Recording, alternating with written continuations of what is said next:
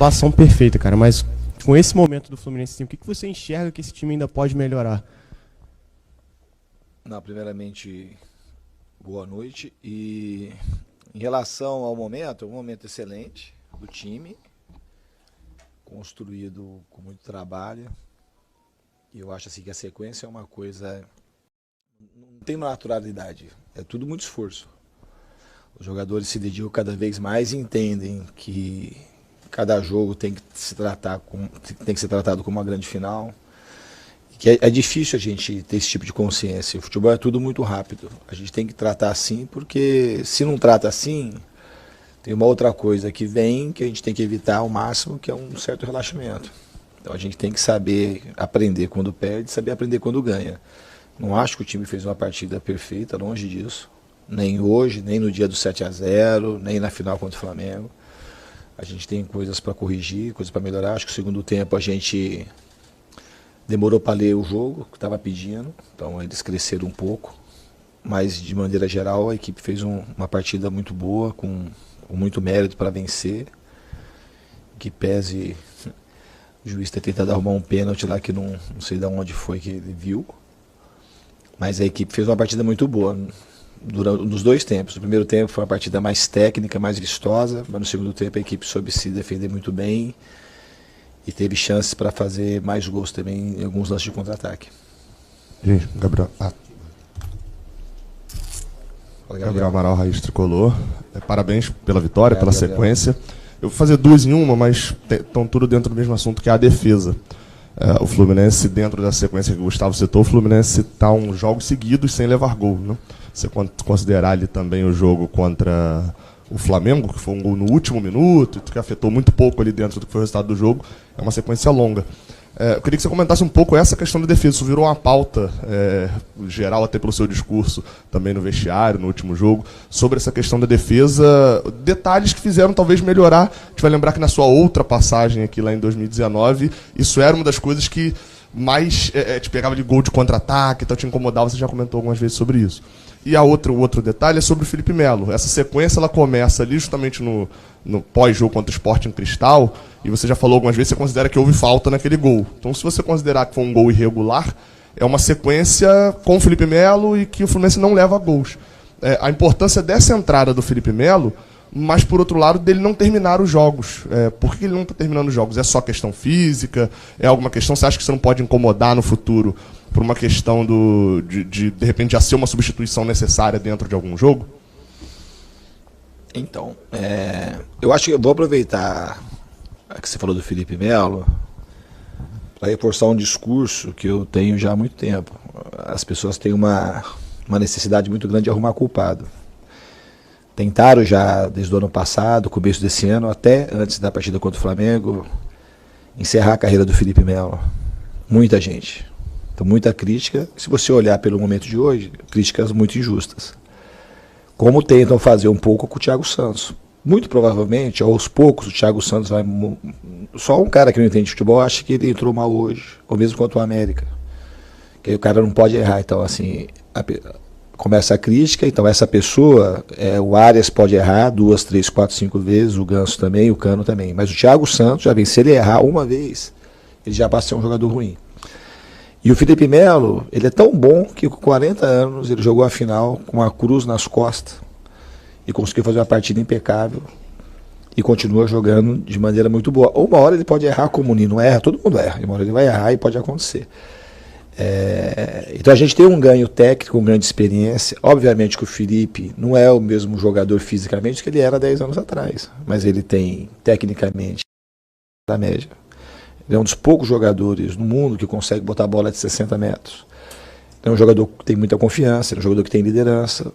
No ano passado, ele teve dores terríveis no joelho, terríveis. Então, pelo amor que o cara tem ao futebol, a carreira dele, o futuro, a independência financeira. Então, pelo amor que o cara tem ao futebol, o cara queria terminar de um outro jeito a carreira. Então, ele é um cara que tem muito valor. E, em princípio, Melo jogar bem para a gente poder fazer isso. Porque senão muitos acontece de acabar do jeito que queriam acabar com a carreira dele. E espero que ele consiga, que ele tenha um pouco mais de folga também, e para defender. Então ele não fica numa situação só ali quando ele jogava de 5, por exemplo, tradicionalmente até no Palmeiras, mais de ficar guardando posição, então acabava correndo um pouco para frente, um pouco para trás, então ele está se readaptando a jogar de um jeito diferente que tem a idade que ele tem. O mesmo vale para o Marcelo, de uma certa forma. Marcelo, que ele jogou 3 partidas seguidas, praticamente foi em 2019. Então, assim, ele tem um processo adaptativo do jeito da gente jogar. Então, o que aconteceu com o Marcelo já foi um feito maravilhoso. As 3 partidas que ele jogou sequencialmente foi determinante também para o nosso título. Então, são jogadores que a gente precisa fazer a leitura e saber se a gente quer jogar eles com sequência. Pode ser que daqui a pouco, eu não sei o que vai acontecer, pode ser que daqui a pouco o Felipe consiga jogar 100 minutos. Hoje, daqui 3 dias, jogar 100 minutos, a gente não sabe. Eu não coloco o limite. O limite que vai determinar vai ser o tempo. O tempo que vai mostrar quanto que o Felipe aguenta e quanto que ele não aguenta. Em relação à sequência de não tomar gols, o sistema defensivo, claramente são todos jogadores. Claramente. Então não tem o dia que tomar gol, a gente tem aquela mania de botar a culpa na defesa. Muitas vezes, quando a gente toma gol, a culpa, se você for analisar segundo os critérios que a gente tem internos, a culpa é de muita gente que às vezes não aparece na foto e na análise da imprensa e no olhar do torcedor.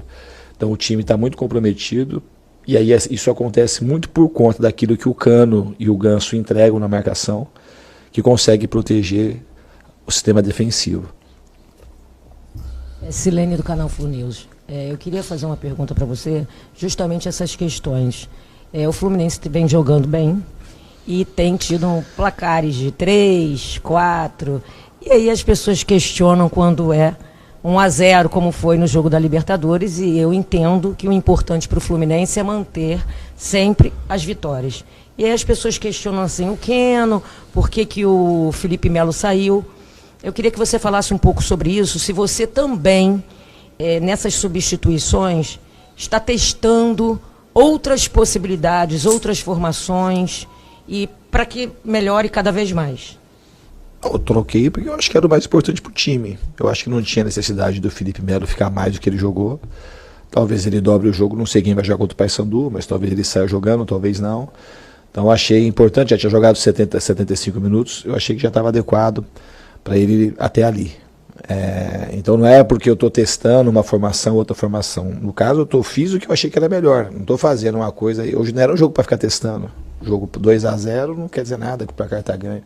A gente fez pelo respeito que a gente tem ao nosso adversário. Eles colocaram o Vitor Roque, que é um jogador de muita velocidade. Começaram a colocar jogadores mais frescos e com boa técnica e com velocidade. E a gente, no fundo, colocou o Vitor, que é um jogador muito rápido, para proteger ali um pouco mais, o próprio Thiago Santos. Então a gente fez as mexidas para o Fluminense ficar forte e conseguir vencer o jogo. Foi só por conta disso. Márcio Nogueira, da Web Rádio Fluminense, do canal Fluminense. Falar do Ganso ofensivamente, a fase dele é excepcional. Hoje teve um lance que me surpreendeu bastante. Ele estava puxando um contra-ataque, ele acabou errando uma bola e ele voltou para trás com uma correria que eu não via desde o tempo do Santos. Isso é o comprometimento que você fala de um jogador com a experiência do Ganso, que ofensivamente é importantíssimo para o Fluminense, mas que defensivamente também vem tendo um papel muito importante para essa sequência sem sofrer gols e essa sequência de vitórias do Fluminense também? Na realidade, eu acho que o Ganso nunca fez esse tipo de corrida para trás. E talvez, principalmente, até quando ele começou lá no Santos, com aquele destaque todo, porque a gente tem alguns chavões que os jogadores acreditam e gostam, que acaba prejudicando a carreira deles próprios, que é o craque não corre, se o cara é bom não precisa correr, camisa 10. E o futebol mundial hoje não existe isso. Vai ser só assim de uma ou outra aberração, mas mesmo esses caras, quando estão jogando no alto nível, eu falei de Messi, Mbappé, Neymar, Cristiano Ronaldo, os caras quando deixam de correr, eles acabam comprometendo o time deles. Então hoje o futebol exige que as pessoas sejam solidárias. E o Ganso de hoje talvez seja o melhor Ganso da carreira dele, se você perguntar para mim. Porque a genialidade é uma coisa que não envelhece, pelo contrário. Ele consegue entender hoje que a genialidade dele só fica mais aparente quando ele é mais solidário, e ele é muito solidário. Ele gosta de ser solidário, o Ganso não tem nada a ver com um cara que não liga para os outros. Ele é solidário o tempo todo, com as pessoas mais simples do clube, com os jogadores mais jovens. E esse é o olhar que eu sempre tive para ele. E ele entende que fazer isso, ele beneficia o todo e acaba se beneficiando. Então o Ganso hoje é um exemplo para a gente, e o sistema defensivo acaba se beneficiando muito, porque o Ganso, tanto o Ganso como o Cano, o Arias e o Keno ajudam, e ao mesmo tempo eles são ajudados pelo próprio sistema, porque todo mundo joga, então ele acaba, o jogo não fica a bola no alto o tempo todo, a bola não deixa de passar quase que por eles. E para a bola passar por eles, todo mundo tem que ajudar. Então os zagueiros tomam mais risco, o goleiro toma mais risco para colocar a bola no pé do Ganso, no pé do Arias. Em contrapartida, eles correm como tem que correr para poder ajudar o sistema defensivo. Então é uma troca bastante justa. Boa noite, Diniz, Maicon Ribas, aqui, saudações tricolores, parabéns pela vitória. Gostaria de falar um pouco sobre o Arias e a preparação da equipe para a próxima partida. O Arias é um jogador bem dinâmico, está jogando todas as partidas, o pessoal está comentando muito sobre até poupá-lo em alguns momentos. A questão é uma pergunta, ele realmente pede para continuar na partida, porque ele parece ser bem fominha de bola, né? Ele pede para continuar na partida, você tem essa intenção de tirá-lo. E em relação à partida contra o Paysandu, a comissão técnica tem alguma ideia de poupar alguns jogadores, alguns atletas, até porque é uma viagem um pouco longa para a sequência da temporada? A gente vai procurar colocar o melhor Fluminense para jogar lá. Pode ser que alguns jogadores joguem, outros não. Pode ser que jogue todo mundo, ainda não defini.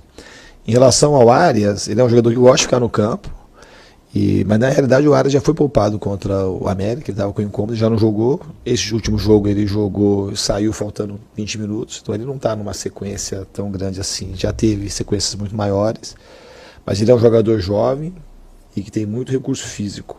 Não é um cara que aguenta, ele é um cara que dá pra gente tratar e a gente vai conversando. Eu sempre sou muito aberto com os jogadores. Então, a determinação de jogar os jogos sequencialmente é muito do que a gente sente no dia a dia. É uma coisa meio artesanal, não é só um dado fisiológico, só o que o jogador fala, só a distância que ele percorreu. A gente junta todas as coisas, a importância do jogo seguinte e nessa coisa mais complexa a gente acaba decidindo quem vai jogar e quem não vai jogar. Boa noite, Luiz. Parabéns pela vitória. Obrigado. Gonçalves, Litoral News. O mês de abril muito se falou que poderia ser um primeiro grande teste para esse time do Fluminense. Muito se fala do time, mas o time se incorporou e hoje tem um bom elenco. Você tem um bom elenco na sua mão. Você falava que esse mês de abril seria o primeiro grande teste. 9 jogos, tudo muito apertado, e o Flu vem de 6 vitórias seguidas. Tem mais 2 jogos agora na Copa do Brasil Brasileirão. Queria entender como que você enxerga esse planejamento para ir nas 3 frentes, onde o Flu é candidato a vencer 3 títulos. Como você enxerga esse planejamento? Se você planeja, por exemplo, num jogo contra o Paysandu, colocar mais reservas, se você planeja um jogo poupar todo um grupo, ou de 2 jogadores poupa no jogo, 3 poupa no outro. Qual é o seu entendimento para fazer esse time se manter com vigor até o final do ano, não deixar o ritmo cair, como aconteceu um pouquinho no ano passado? O que aconteceu ano passado? Caiu? Fez 6 vitórias seguidas, ou 7? Caiu? Dado momento não foi no final. Esse é um olhar assim, né? Pergunta mais ou menos ruim, né? O time perdeu 3 jogos lá no meio, no final mesmo, o time acho que fez 7 jogos, fez 18 gols, tomou 3, uma coisa assim, terminou de uma maneira absurdamente boa e tomando pouco gol e fazendo muito gol. Terminou mais ou menos como está esse momento. O melhor momento do Fluminense foi o final da temporada. Então essas coisas da gente achar, a gente parte de um pressuposto que é tudo mais ou menos igual. Então assim, a gente tem que poupar. O ano passado, por exemplo, independente se a gente poupar agora, eventualmente o resultado não vir, os resultados eles vêm e não vêm, não é por conta de análises fáceis. O ano passado, por exemplo, eventualmente, se o Fluminense teve 3 derrotas e depois que teve as 3 derrotas, o time praticamente foi o mesmo os últimos 7 jogos. Acho que venceu todos os jogos. Se não empatou um contra o Botafogo aqui. Foi uma coisa assim, não lembro direito os dados, mas foi uma arrancada ótima para terminar em terceiro. Se eventualmente o Fluminense não ganha, alguém ia falar que é porque o time não poupou. Porque é uma coisa que é uma norma. Tudo que não é a norma, se dá errado, a gente tem a mania de poder cravar e fazer críticas, às vezes até muito ofensivas. Eu não sei, eu já falei na pergunta anterior, eu não sei se a gente vai poupar ou não. A gente vai conversar com os jogadores, ver quem tem condição e vai procurar fazer o melhor para o Fluminense. O ano passado, a gente praticamente repetiu o time o tempo todo. E pouquíssimas lesões. O Fluminense hoje tem um jogador no departamento médico, saindo do departamento, que já não está mais no departamento médico, está na transição, que é o Martinelli. Um jogador, por conta de lesão. E a gente tem essa rotina, a gente não roda tanto o time, mas se a gente achar necessário rodar, a gente vai rodar o time que a gente tem o elenco. A gente tem que botar na minha cabeça, botar botar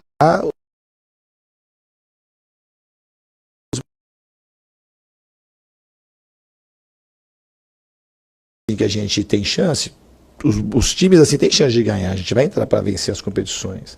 E o que eu falei aí que repercutiu, o time falou assim, a chance da gente ganhar alguma coisa é a gente continuar trabalhando e se esforçando muito. Porque se não esforçar muito, a gente não tem chance. Então a gente depende de muito trabalho, de muito esforço, de muita solidariedade para a gente poder conseguir brigar nas 3 frentes. Diniz, aqui a gente está falando, é o jornalista Gabriel Forte, da Rádio Cidade Agora Web. Eu queria que você falasse da expectativa lá em Belém, né? Que a expectativa lá já teve mais de 40 mil ingressos vendidos para o jogo com o Fluminense. E contra o Fortaleza também no final de semana. A expectativa é da gente procurar, assim, passa pela gente colocar o melhor time que a gente considera para poder encarar o Paysandu e o Fortaleza. E a gente sabe do calendário que é apertado, a gente sabe que tem a partida contra o River aqui depois, mas a gente tem que pensar jogo a jogo.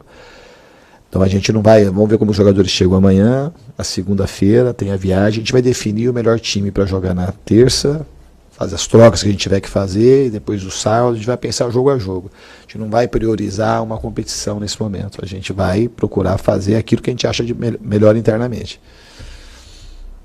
Obrigado, Diniz. Boa noite, Valeu. gente. Encerrando a coletiva do técnico Fernando Diniz.